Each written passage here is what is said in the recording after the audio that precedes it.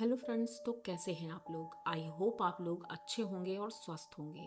Uncanny stories dark में आप सभी का स्वागत है। दोस्तों, आज की कहानी एक ऐसी कहानी है जिससे हमें ये समझ में आता है कि ऐसे ही बिना किसी को जाने समझे किसी की हेल्प नहीं करना चाहिए। कभी भी कोई भी छलावा आ सकता है आपके पास। तो देर नहीं करेंगे, अब कहानी की तरफ बढ़ेंगे। कहानी है सचिन और प्रिया की। इन दोनों की नई नई शादी हुई थी और ये एक बड़े शहर में जॉब करते थे। दोनों ही जॉब करते थे।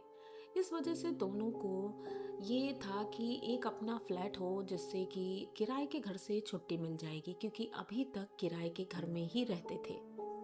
अब इन्होंने पता किया तो आउटर में इन्हें एक अपार्टमेंट मिलता है जिसमें कि ज़्यादातर फ्लैट्स खाली थे, लेकिन ये पता चला कि अभी नई बिल्डिंग है इसलिए अभी ये खाली है। हाँ, कुछ कुछ लोग आ रहे हैं, मतलब कि दो चार फ्लैट में कोई रहता था और बाकी तो खाली ही था। इन्होंने अपने मन मुताबिक फ्लैट लेना चाहा, लेकिन उन्होंने बताया अगर रूम अच्छा है, सब कुछ अच्छा है तो कोई बात नहीं, लिफ्ट है। अब दोनों लोग जाते हैं, अपना फ्लैट देखते हैं और फ्लैट पसंद भी आ जाता है क्योंकि बहुत ही अच्छा था। उसमें फुल फर्नीचर भी था। तो ये लोग खुश होते हैं, चलो फाइनली अच्छा हुआ।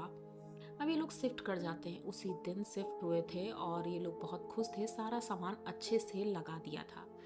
इनकी बिल्डिंग के सामने एक और बिल्डिंग थी जो कि आधी बनी हुई रुक गई थी, मतलब कि काम रुका हुआ था। पता नहीं कितने सालों से रुका हुआ था क्योंकि दीवारें खराब हो चुकी थी। तो ऐसा लग रहा था लगभग 8-10 साल हो गए हैं इस काम को बंद हुए। लेकिन हमें क्या, ये सोच करके इन दोनों ने उसे अवॉइड किया और अपने रूम में आराम से शाम की चाय बैठकर पी रहे थे। तभी सचिन कहते हैं, अरे रूम में क्यों पीना, चलो बालकनी में चलते हैं। शाम हो चुकी थी, हल्का हल्का अंधेरा भी हो गया था। तो दोनों बालकनी में खड़े होकर के चाय पी रहे थे। तभी इन्हें सामने वाले फ्लैट पर, जो कि आधा बना हुआ था, वहां पर एक औरत खड़ी हुई दिखती है। अब ये लोग सोचते हैं कि आखिर उस खंडर सी जगह में ये औरत क्या कर रही है। दोनों बात करते हैं। थोड़ी देर वो औरत इन्हें देख रही थी, लेकिन अंधेरा होता जा रहा था इसलिए वो औरत क्लियर नहीं दिख रही थी। ये दोनों चाय खत्म करते हैं और अंदर आ जाते हैं। सोच ही रहे थे कि पता नहीं कौन है, हो सकता है कोई गरीब हो जो छत नहीं होगी जिसके पास, हो सकता है वहाँ कोई रुक गया हो। हमें क्या करना। अब ये लोग अपना खाना वाना खाते हैं और रात में लगभग 11 बजे सोने के लिए लेट जाते हैं। अभी सो ही रहे थे, थोड़ी देर बाद इन्हें महसूस हुआ कि इनके गेट पर कोई है। अब ये सचिन उठता है और सोचता है कि यहाँ तो हम किसी को जानते भी नहीं हैं, तो ये गेट पर कौन होगा। जब उठकर जाने लगते हैं तो इन्हें आवाज़ आती है कि इनकी मम्मी है शायद, यानी कि प्रिया की मम्मी। सचिन कहता है, प्रिया की मम्मी मतलब मम्मी जी को मैंने तो बताया नहीं कि हमने फ्लैट कहाँ लिया है, तो ये अचानक से कैसे आ गई और वो भी इतनी रात को। हो सकता है कोई प्रॉब्लम होगी। तो ये आनन फानन में उठते हैं और जा करके दरवाज़ा खोलते हैं। जैसे ही दरवाज़ा खोलते हैं तो देखते हैं वहाँ पर कोई नहीं। पर इन्होंने क्लियर मम्मी की आवाज़ सुनी थी।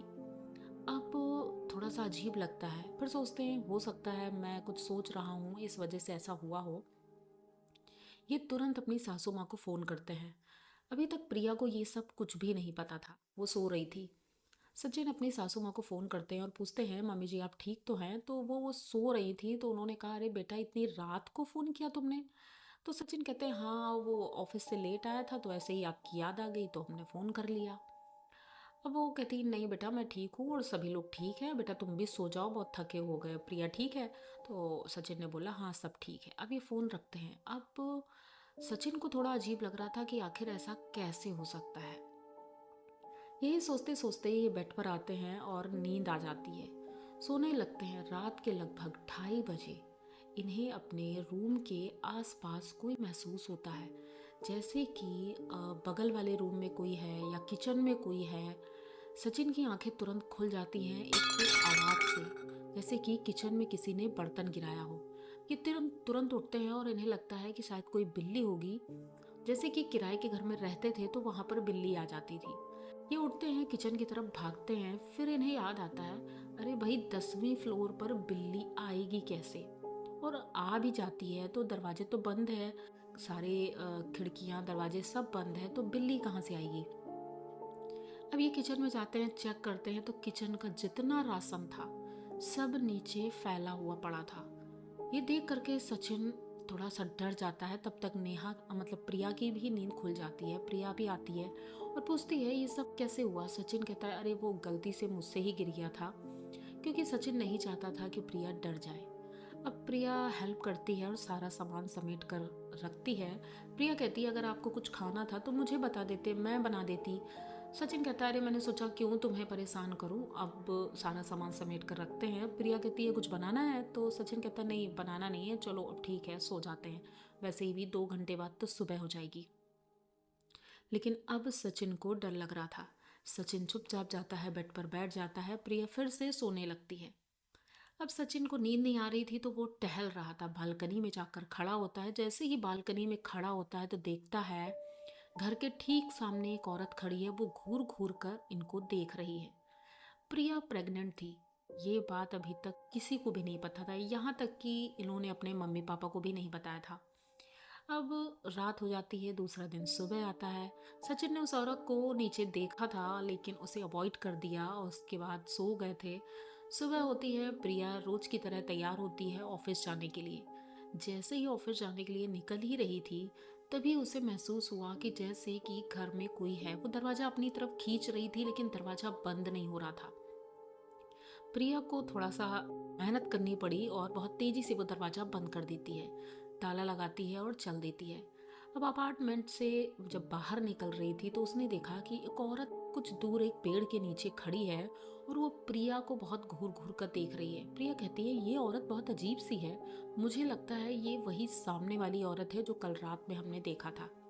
सचिन कहता है अरे कोई बात नहीं, चलो हम लोग चलते हैं। बस कुछ दूर ही चली थी कि अचानक से उसके पैर के नीचे कोई पत्थर आ जाता है या पता नहीं क्या, वो नीचे गिर पड़ती है। जैसे ही वो गिरती है सचिन दौड़ कर आता है, उसे उठाता है।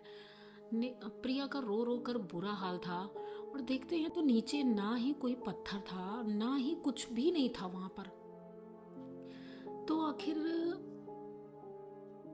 वो गिरी कैसे, ये बात सचिन समझ नहीं पाता है। उसे लेकर तुरंत हॉस्पिटल जाता है।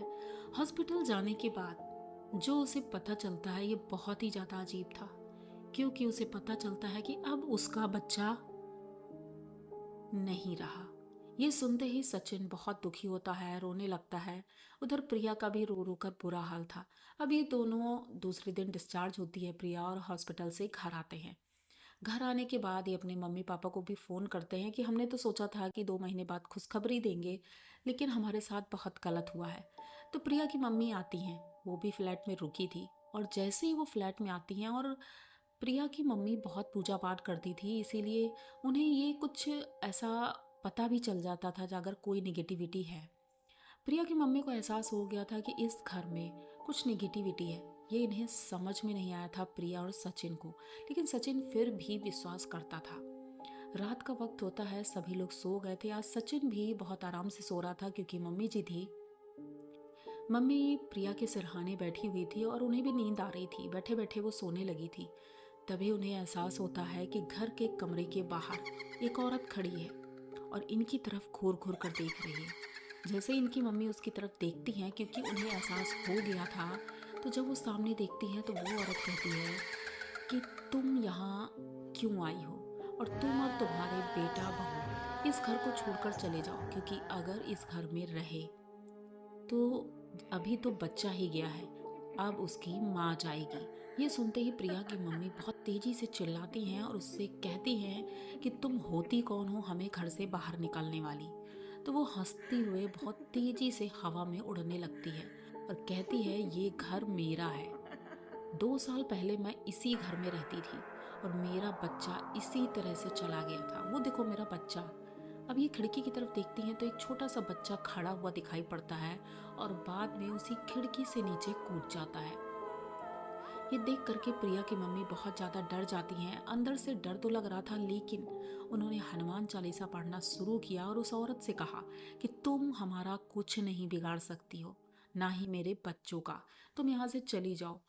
लेकिन वो औरत कहती है कि मैं यहाँ से नहीं जाऊँगी, यहाँ मैं और मेरा बेटा हम दोनों यहाँ रहते हैं। जिस तरह मेरा बेटा मरा था और उसी तरह मैंने तुम्हारे नाती को मारा है और अब तुम्हारी बेटी की बारी है। ये सुनते ही ये बहुत ज़्यादा डर जाती हैं। हनुमान चालीसा बराबर पढ़ रही थी, थोड़ी देर बाद वो चली जाती हैं। जैसे ही सुबह होती है तो ये अपनी बेटी से बोलती हैं कि बेटा ऐसा है, ये फ्लैट तुम छोड़ दो, ये ठीक नहीं है। सचिन भी इनकी बात पर सहमत था। अब ये लोग अपना सामान पैक करते हैं, गाड़ी बुलाते हैं। माँ ने बोला है तो ठीक ही होगा, ये सोच करके ये लोग फ्लैट खाली कर देते हैं। नीचे उतरते हैं तो जो सिक्योरिटी गार्ड था उससे बात होती है। वो पूछता है आप लोगों ने खाली क्यों किया, तो इन्होंने बताया कि उस फ्लैट में ऐसा कुछ हो रहा था। तो सिक्योरिटी गार्ड ने बताया हाँ, 2 साल पहले एक लेडी रहती थी, सिंगल मदर थी, उसका एक बेटा था 2 साल का, और किसी कारण बस उसका बेटा इस खिड़की से नीचे गिर गया था। उसे बचाते हुए वो औरत भी नीचे गिर गई थी। उन दोनों की मौत इसी फ्लैट में हुई, मतलब यहीं पर वो रहते थे। और कहते हैं उनकी आत्मा आज भी उस फ्लैट में है, वो किसी को रहने नहीं देना चाहती। मुझे तो पता नहीं आपको ये फ्लैट कैसे अलॉट हो गया, क्योंकि सालों से ये फ्लैट खाली पड़ा है। अब ये लोग सुन करके और परेशान होते हैं कि ये तो जानबूझकर हमारे साथ किया गया है। फाइनली उनको फ्लैट के पैसे भी वापस मिल जाते हैं और ये लोग दूसरी जगह पर अब फ्लैट लेकर रहने लगते हैं। लेकिन इनका ये एक्सपीरियंस ये आज तक नहीं भूल पाए हैं। बहुत ही ज़्यादा डरावना था। आप लोगों को इनकी ये कहानी कैसी लगी? अगर अच्छी लगी हो तो प्लीज़ चैनल को सब्सक्राइब करिए, लाइक कमेंट करिए, शेयर करिए और बने रहिए हमारे साथ। मिलते हैं फिर किसी नई कहानी में, तब तक के लिए